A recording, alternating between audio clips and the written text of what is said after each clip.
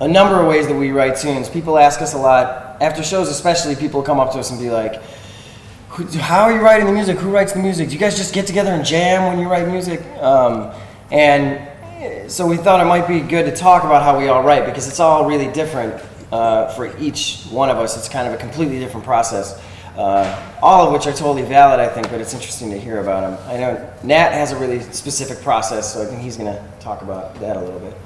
Yeah, I have my early process and then our more updated process. In the very early years of the band, I was responsible for the lion's share of the composition and arrangement. I did probably 90% of it.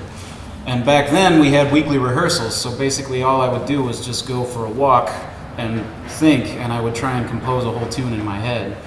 And a question we always get is, what do you start with? Do you start with a bass line? Do you start with a horn part, or what? And the answer is, it's different every time, and it doesn't matter. Whichever thing gets the tune started off, that's what you should start with. If you have an idea that inspires you, then get it going.